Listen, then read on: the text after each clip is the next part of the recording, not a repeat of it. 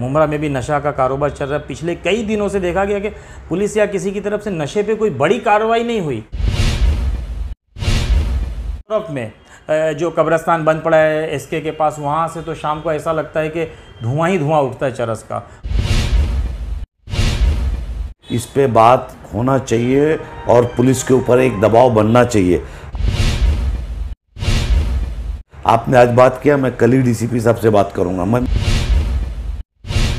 कि नशा बड़ी तेजी से हमारे यहाँ बढ़ रहा है। सैयद अली भाई, सवेरा न्यूज़ नेटवर्क जो हम लोगों का लोकल चैनल शुरू किया गया है, इसमें आपका बहुत इस्तकबाल है और आपका आज यहाँ हम लोग एक खुसूसी इंटरव्यू चलाएंगे। हमने कुछ दिन पहले एक बहुत अच्छी आवाज़ उठाए थे, मेरे ख्याल से पिछले लॉकडाउन के दौरान के मुमरा में जो सरकारी अस्पताल है जो ज़ेर तामीर है, मेरे ख्याल से अनकरीब बनने आया, वो कब तक मुकम्मल हो जाएगा? आपने उसमें कुछ लेटरबाजी, कुछ खतो किताबत किए थे। देखिए, ऐसा है कि उसके ऊपर हमारी आमदार जितेंद्र गौड़ साहब से बात हुई है और इसको बहुत जल्द हम मुमरा के हवाले करने वाले हैं। मतलब हमारी कोशिश ये है कि 3-4 महीने के अंदर ये चीज़ कंप्लीट हो जाए और ये शहर को दे दिया जाए, शहर के मुस्तकबिल के लिए। जी।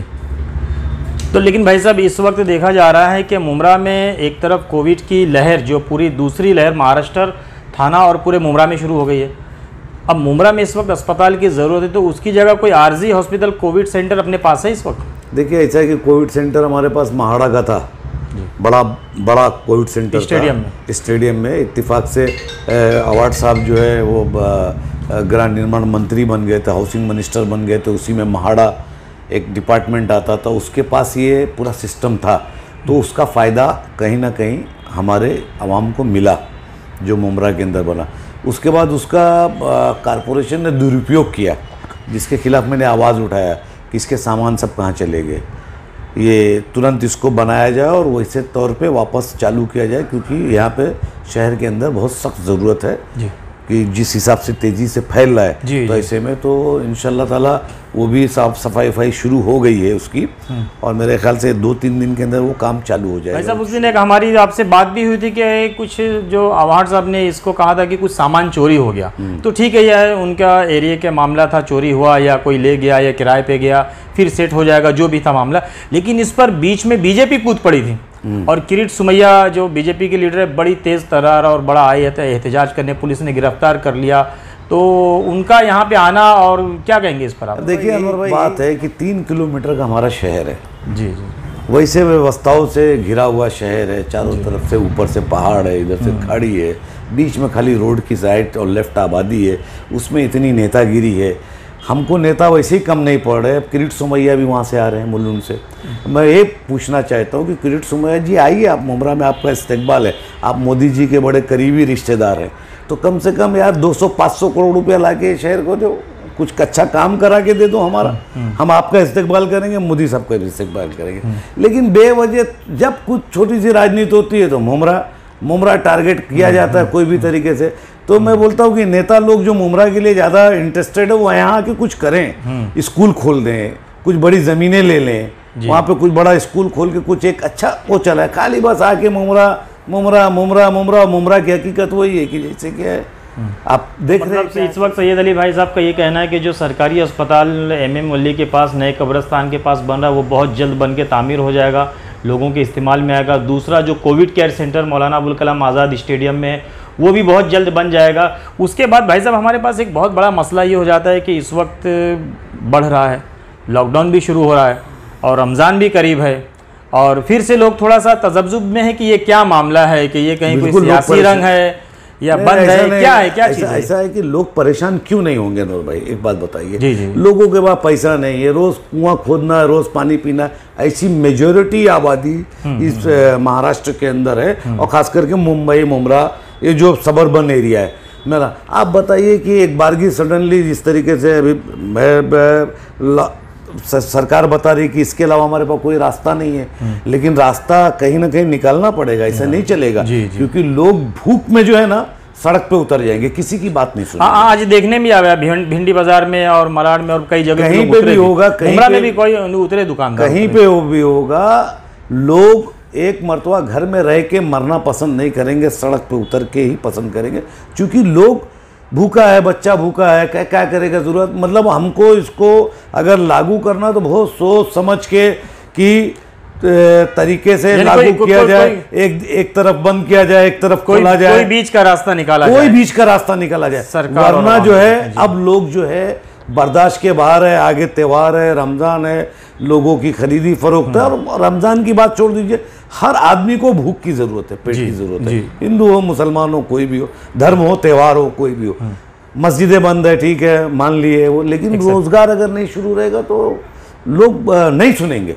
हम कितना भी अपील करें उनसे, वो करें, हमको गाली देने के अलावा और कुछ नहीं मिलने वाला। मतलब आप चाहते हैं कि लॉकडाउन हो, ठीक है, कोरोना पे किसी भी तरह से सरकार और आवाम मिल के काबू पाए। सैयद अली भाई साहब का यही कहना है। सबका फर्ज है, सबका फर्ज है कि कोरोना की जैसी महामारी लड़ाई में सब लोग उतरे, सब लोग मदद करो एक दूसरे का, ये चीज को समझ के, लेकिन रोजगार ना छीना जाए, लेकिन रोजगार ना छीना जाए, उसका कोई हल निकाला, क्योंकि रोजगार का रास्ता बना रहे ताकि पेट में खाना जाना चाहिए और बच्चे को पहनने के लिए कपड़ा होना चाहिए, उसके अलावा नहीं चल पाएगा ये। जी सैयद भाई, आप देखते होंगे, आप तो बहुत, मेरे ख्याल से आपका पूरा बचपन गुजरा मुमरा ही आप लोगों ने बसाया है, आबाद किया है, और मुमरा की ट्रैफिक के लिए, मुमरा की बाज़ार के लिए, मुमरा की रेलवे के लिए, इवन टिकट घर तक के लिए आपने इतना आंदोलन किया कि आंदोलन सम्राट हो गए थे। इस वक्त तमाम कोशिश करने के बाद भी सैकड़ों दुकानें टूटी, दर्जनों लोग जो भी बेरोज़गार हुए कहीं और शिफ्ट हो गए, लेकिन ट्रैफिक का मसला किसी तरह से हल नहीं हो रहा। इसमें दो चीज़ आ रही है, एक ट्रैफिक, दूसरे हॉकर्स।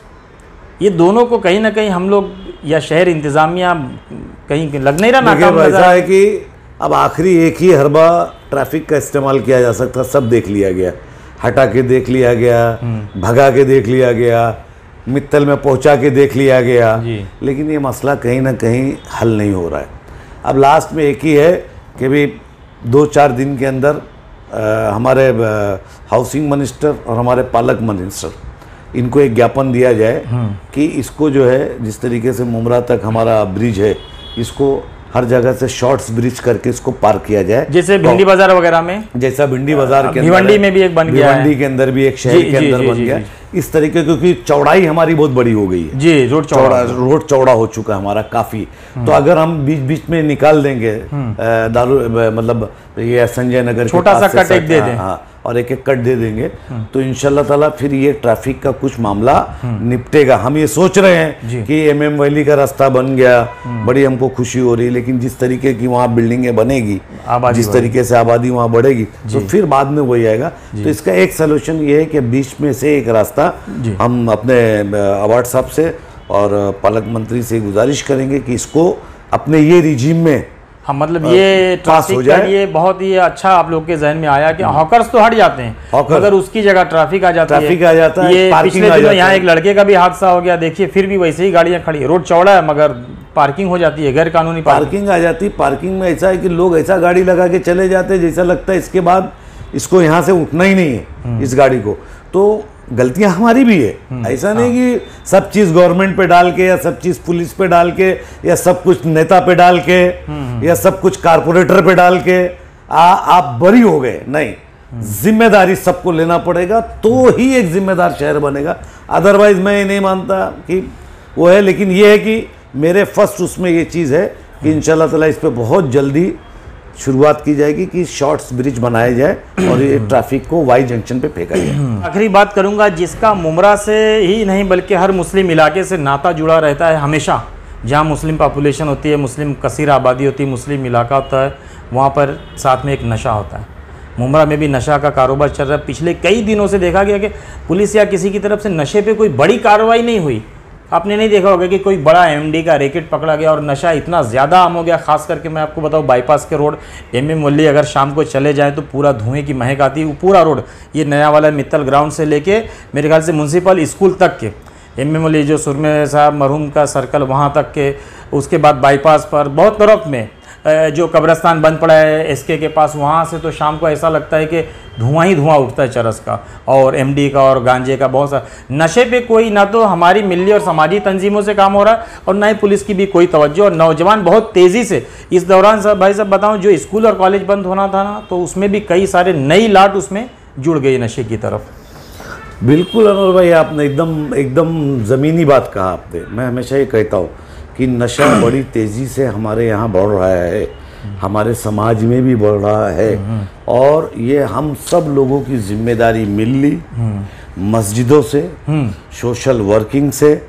क्रेडिट लेने की बात नहीं है।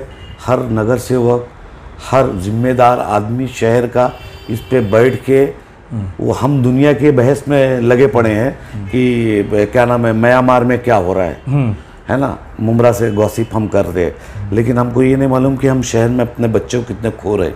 तो हमको इस पे बात करना चाहिए, और शहर की जिम्मेदार हस्तियाँ, जिम्मेदार मस्जिदें, जिम्मेदार इमाम, जिम्मेदार लोग, इस पे बात होना चाहिए, और पुलिस के ऊपर एक दबाव बनना चाहिए। आपने आज बात किया, मैं कल ही डीसीपी साहब से बात करूंगा, मैं मेरी जिम्मेदारी पूरी करूंगा, लेकिन मैं चाहता हूं कि इसके खिलाफ पूरा शहर जिस तरीके से कोई मसले पे उठ के एक इकट्ठा होता है, इसके ऊपर भी इकट्ठा होना चाहिए। कि जिस तरीके से आप बता रहे, आपकी एक खोजी पत्रकार हैं आप, आपकी एक निगाह है कि जिस तरीके से आपने बताया सर, जिन जिन इलाकों के अंदर, उन इलाकों के बड़े लोगों को भी थोड़ा पेपर, थोड़ा एप्लीकेशंस, पुलिस को मूवमेंट है ना, ये देना पड़ेगा, क्योंकि शासन को दबाव डाले बगैर कुछ होने वाला है नहीं। देखते हैं वहाँ पे जैसे ना, वो जिस रोड पे बहुत ज़्यादा नशा और खुराफात होते हैं, बेहूदगीपन होता है, जैसे एमएम वली वाला रोड, मौलाना आज़ाद रोड जो स्टेडियम का, उसमें से अगर 15 लोग का वफद निकले तो, लेकिन कोई हरकत क्यों नहीं कर रहे? वो डरते हैं या उनके ऊपर हमला हो जाएगा?